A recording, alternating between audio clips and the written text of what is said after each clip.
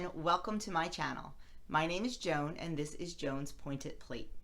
Today's video is a collaboration video hosted by Rachel over at Active Rachel Ann.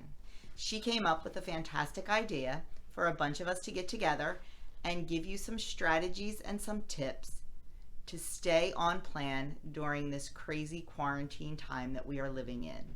I think it was a great idea. I cannot wait to watch everyone's video and get some tips to help me. There are a lot of ladies and gentlemen listed in the description box below, including our hostess, Rachel. So please, after you watch my video, click on that description box and go visit all those other channels, because I know that these ladies and gentlemen are going to have some fantastic ideas for you, and we can all use some new ideas during this time. Before I get started on my tips, in case you're new here, just a little bit about myself. Like I said, my name is Joan. I am a wife and mother. I have two sons, ages 20 and 18, who are both home from school right now because of what's going on in the world. And I have been married to my high school sweetheart for 30 years. And he is also home right now, working from home. So our lives are quite disrupted. And I need to stay on track. I have lost 65 pounds on Weight Watchers. I am a lifetime member. I started in February of 2018. I hit my Weight Watcher goal in September of 2018, which was 56 pounds. And I hit my personal goal in October of 2018, which was 65 pounds. I went from 198 pounds to 135 pounds. From a size 14, 16 extra large to a size 2-4 extra small or small. So I worked really hard to get here, and I am trying really hard not to let this crazy quarantine make me revert back to old habits, because I don't want to have to lose this weight again. So I'm going to give you some, what I think are, what works for me, my 5 tips. And yes, they're pretty basic, but I find that in trying times, going back to basics and getting that excitement back of when I first started WW, I find that's what works for me, are the basics. Not trying to be fancy, not trying to be crazy, just getting back to the basics. So I'm going to give you my 5 tips. Number 1, have your go-to snacks ready and available. Have your hard-boiled eggs ready to go in the fridge. Have your fruits, have your veggies. Have your low point, if you like chips or crackers or things like that. Have those ready to go in single size servings.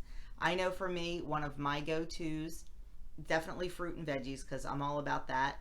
But my go-to is ranch dressing to dip my veggies in. And I make a homemade ranch with milk and mayonnaise and sour cream and my own ranch dressing mixture. So I always have that. It is so low point. It is 2 tablespoons for 1 point. It is absolutely delicious, and it's ready to go. And I love my veggies dipped in it. I make a platter every morning of fruits, vegetables, and dip. I put ice in the bottom of it, sit it in there, and I leave it out on the counter all day. That way, when my children, my husband, myself, whenever we walk through the kitchen, it's right there. It's a healthy snack we can grab and go. And let me tell you, usually by the end of the day, that veggie and fruit tray is completely gone. So I know we're eating healthy and something to snack on. I also love to snack on nuts, but I am dangerous around nuts. So I portion them out. I weigh them out. I put them in, containers, and that is my portion, and that is what I eat. Because if I just stuck my hand in that big jar, all bets are off, because I go crazy for nuts. Same thing with nut butter. I love nut butter just off of a spoon. What I do is I take my little tiny container, I measure out, depending on how many points I want to spend, usually it's 3. I measure out 1 tablespoon of my almond butter in that little container, and that's what I eat. Because if I just kept going back and dipping in that jar, I'd be 20 points into the almond butter. So for me, I need those quick grab and go things.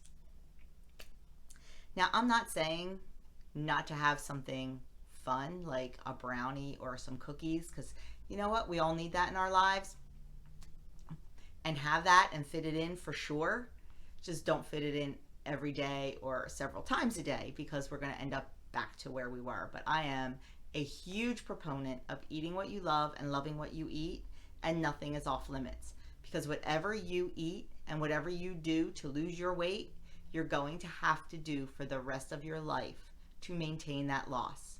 So learn early on how to fit in those foods you love. Just make them fit. My second tip is make a plan, not an excuse. And I know that sounds harsh and that sounds like tough love, but I am all about the tough love because it's what works for me. I need to be tough on myself, and I can make a million excuses.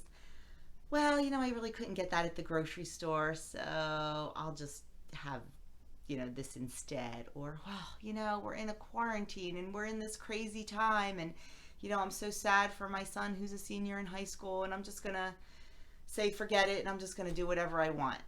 Those, for me, are making excuses. I need to make a plan. I need to plan that if I can't get my low-fat sour cream, that I'm going to use the full-fat sour cream. I'm just going to use less of it. If I can't get my 93 or 96% ground beef, I'm going to use the 88%. I'm just going to use less of it, and I'm going to watch my portions, or I'm going to bulk my portion up with some vegetables and not necessarily the amount of meat I would eat if it was a lesser percentage of fat meat. So I try to make a plan. I meal plan every week. I meal plan monthly and weekly. I make a plan and I try to stick to it, because that's what helps me be successful. I plan my breakfast, I plan my lunch, and I plan my dinner. That way, if I have a nice high point dinner, I can have low point meals for the rest of them. I am all about the plan.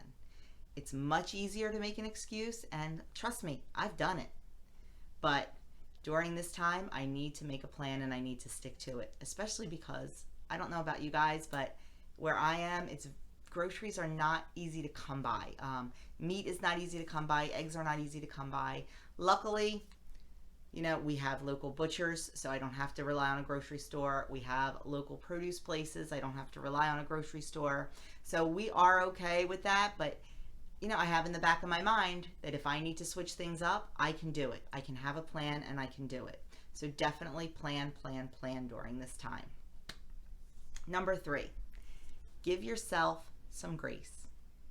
I'm all about giving myself some grace, but I give myself an inch of grace, not a yard of grace. Because the more grace we give ourselves, the slippery slope it becomes.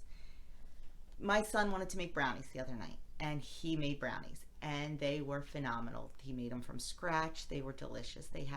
It was a little 8x8 pan with a whole stick of butter and a whole cup of sugar, and they were fantastic. And he wanted me to try one. I'm not going to say no. I fit it in. I used a couple weeklies. I gave myself some grace. But the rest of that pan got cut up, went in a container, and it went up in his bedroom. Because if they were sitting here in the pantry or on the counter, that inch of grace that I gave myself, allowing myself to eat one of his brownies, would have turned into a yard of grace. It would have been picking off a corner here and picking off a corner there. And before I knew it, I would have eaten another 1 or 2 brownies at 12 points per brownie. So yeah, give yourself a little bit, but don't let it go crazy.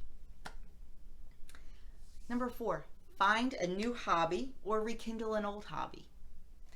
I have several hobbies, and a lot of them get put on the back burner because life gets in the way. Well, right now we have nothing but time. I am still working part-time. I have always worked from home. Since 2014, when I retired in 2014 from my career that I went to school for, and kind of started a little new career, and I have worked from home since then. But now I am only working 2 days a week instead of 5. So I have time now to rekindle some of those old passions. One of them is sewing. And with everything going on right now, I have pulled out my sewing machine and I started making masks. And I was able to donate a bunch of masks to medical professionals and to different places, and also make them for family and friends. Unfortunately, I'm out of supplies right now, so that's kind of on hold right now. But I rekindled that passion. I love to craft. I always have loved to make crafts, and I've started, a couple things I have in the mix right now that I'm working on, things that I'm painting, things that I'm refinishing, things that I'm using my Cricut to make. So try to find something, and if you don't have something, try to find something new. I love to read, so I've been reading like crazy. If you've done cross stitch, if you've done knitting, and you can order stuff online, you can order kits online, and a lot of the craft stores are still open for curbside pickup. So maybe you could order something and go pick it up.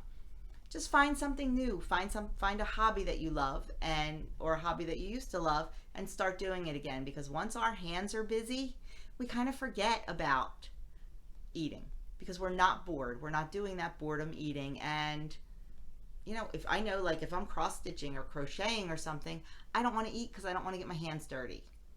So you got to think about those kind of things, and just think about something you'd want to do. My last tip is exercise. We all need to exercise. I'm not saying that you have to go out and train for a marathon. I'm not saying you have to do an hour and a half of HIIT training, but we all need movement. Movement is what keeps us going. A body at rest stays at rest. A body in motion stays at motion. And right now, it's easy to stay at rest. It's easy to lay on the couch and binge watch Netflix or binge watch Hulu, but we can't do that. We need to keep our bodies healthy and moving, especially during this time. We need to stay healthy. We need to keep our resistance up. So make sure you're exercising. If you're a gym person and your gym is closed, make your gym at home. There are thousands upon thousands of YouTube videos.